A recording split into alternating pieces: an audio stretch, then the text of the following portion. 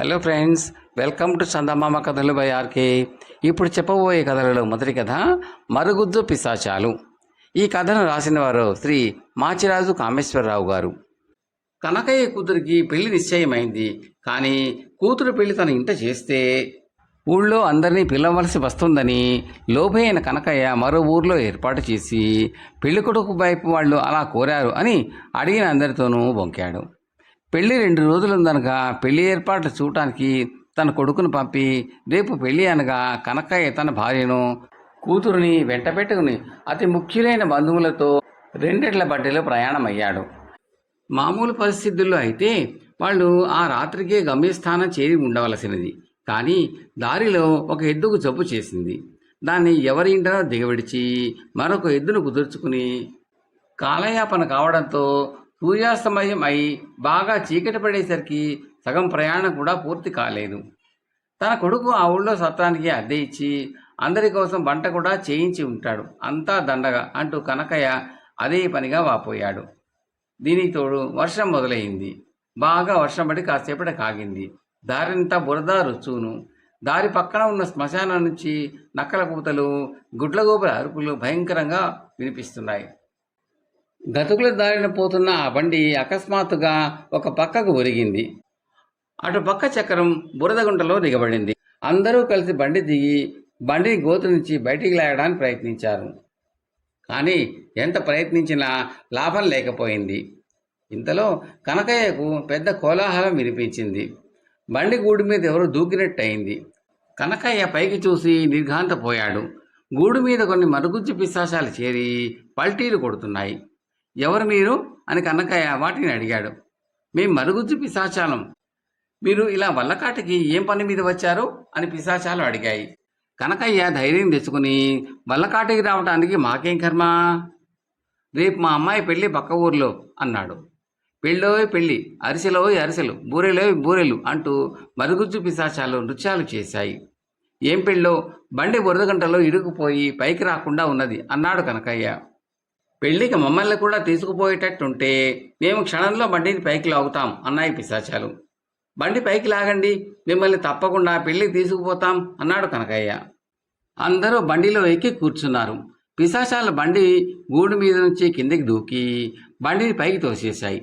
ఆ తర్వాత బండి రెట్టింపు వేగంతో నడవసాగింది.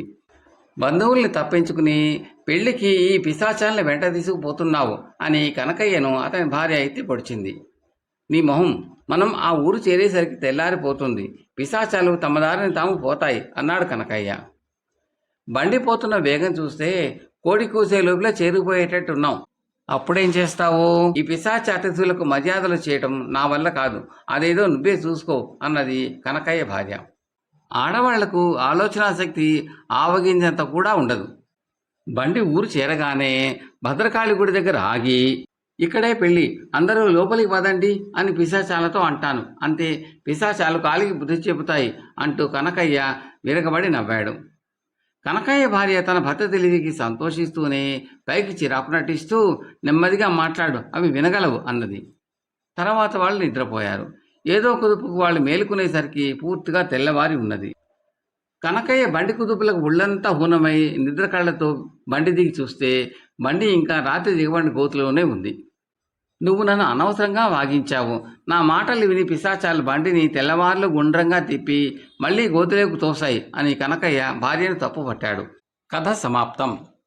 2వ కథ దారికి వచ్చిన పశువు. ఈ కథను రాసిన వారు శ్రీ ఎన్విఆర్ సత్యనారాయణమూర్తి. రంగయ్య 2 కోడెదూడలను విడివిడిగా సంతాలలో కొని వాటిని జతకట్టి రాముడు భీముడు అని పేర్లు పెట్టి వాటికి పొలం పనులు మప్పడం ప్రారంభించాడు. రాముడు మంచి దూడ, అది సులువుగా పనులు నేర్చుకున్నది. కానీ భీముడు చాలా మకురు. దున్నుతూ కాడిని వదిలేయటము, బండికి కట్టితే కాడి తప్పించుకోవటము మొదలైన పనులు చేసేది. కానీ తిండి మాత్రం బాగా తినేది. అప్పుడు అప్పుడు కట్టుదాడు తెంచుకుని చేల్లో పడి మేసేది. 6 నెలలు గడిచినా అది దారికి రాలేదు. పొలం పనులు ముమ్మరమయ్యే రోజులు వచ్చేస్తున్నాయి. చెరుకు ఎదిగి సిద్ధంగా ఉన్నది. త్వరలోనే చెరుకు నరికి బండ్ల మీద పంపి బెల్లం ఆడించాలి. ఎరువులు తోలుకోవాలి. తుమ్ముల చేను దుక్కి చేసుకోవాలి.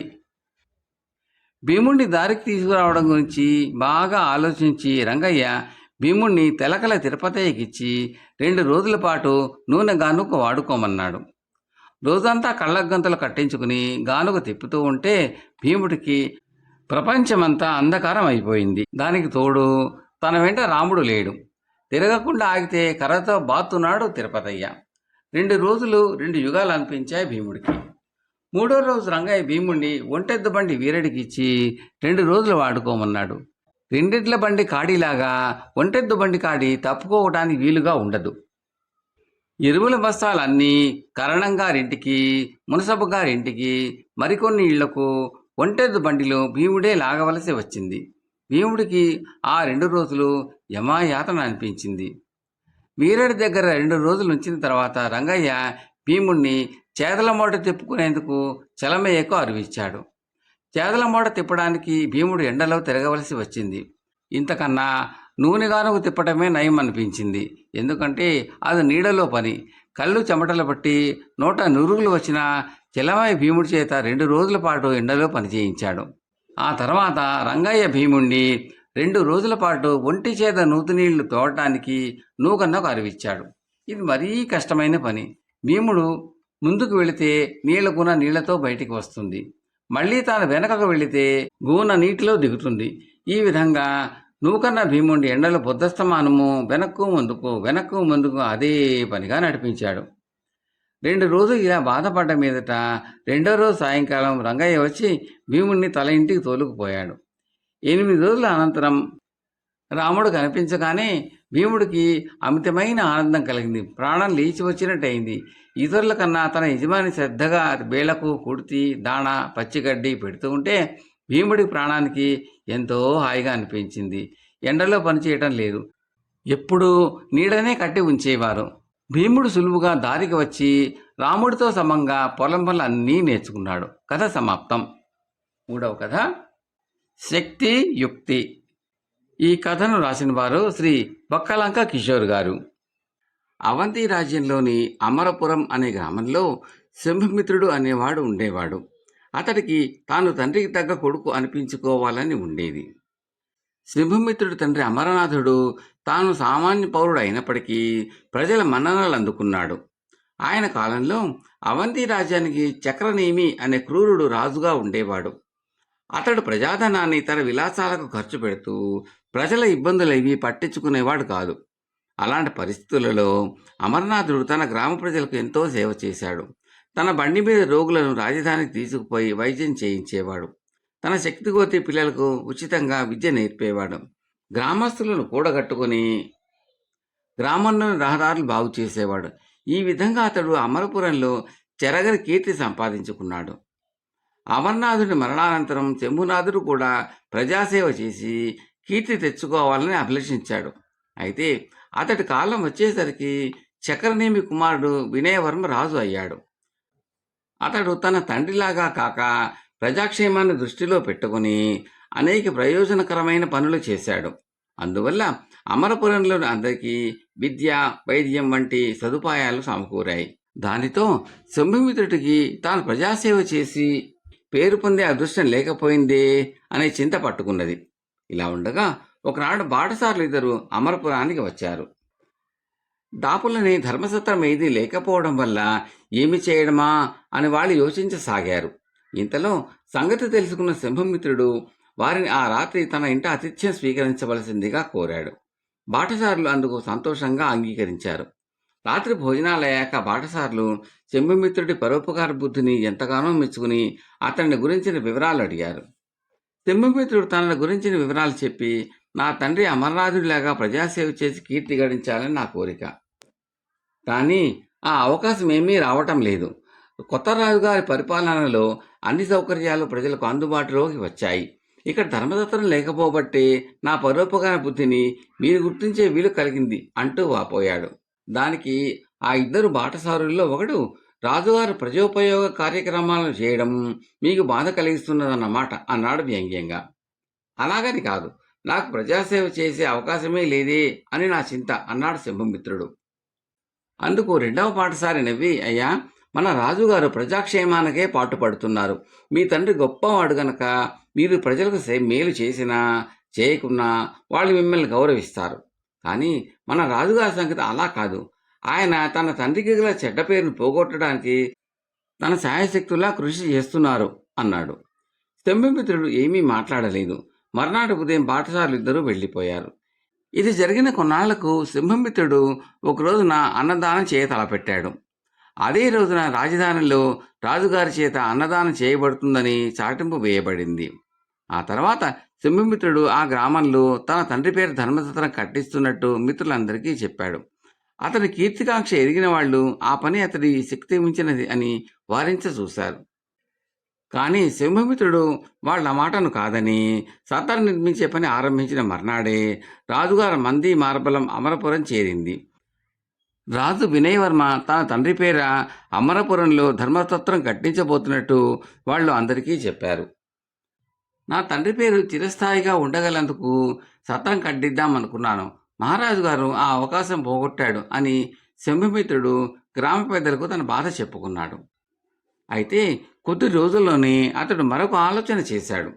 అమరపురంలో తన తండ్రి పేర ఒక పెద్ద గ్రంథాలయాన్ని స్థాపిస్తున్నట్టు ప్రకటించాడు. కానీ దానికి కూడా విఘ్నం కలిగింది. మహారాజు గారు నెల తిరగకుండానే అమరపురంలో ఒక గ్రంథాలయాన్ని ఏర్పాటు చేశాడు. సింహమిత్రుడి ఆశయం నెరవేరనందుకు అతడి సన్నిహితులు సింహమిత్రుడిని ఓదార్చారు. ఆ తర్వాత కూడా 1-2 సార్లు సింహమిత్రుడు తలపెట్టిన ప్రజోపయోగకరమైన పనులను మహారాజు ప్రమేయం వల్ల విరమించుకున్నాడు. ఇది జరిగాక 6 నెలల పాటు సింహమిత్రుడు గ్రామంలో ఎలాంటి పనులకు పూనుకోలేదు. ఒకనాడు అతడికి రాజధాని నుంచి పిలుపు వచ్చింది. సింహమిత్రుడు వెంటనే బయలుదేరి రాజు ముందు హాజరయ్యాడు. ఆ సమయంలో మంత్రి ధర్మకీర్తి రాజు పక్కనే ఉన్నాడు. మంత్రి చిన్నగా నవ్వుతూ, సింహమిత్ర, నువ్వు ఆశ్చర్యపడనంటే ఒక విషయం చెబుతాను. ఆ రోజు బాటసారులుగా నీ ఇంటికి వచ్చినది నేను, మహారాజు గారును. అప్పుడు నీ మాటలను బట్టి నీకు ఉన్నది కేవలం కీర్తికాంక్ష మాత్రమే అని గ్రహించాం. నీకు తండ్రికి తగ్గ కొడుకుగా పేరు తెచ్చుకోవాలని ఉండవచ్చు, అది తప్పు కాదు. కానీ దానికోసమని పరులు కష్టాల్లో ఉండాలని కోరుకునే నీ మనస్తత్వాన్ని మెచ్చుకోలేం.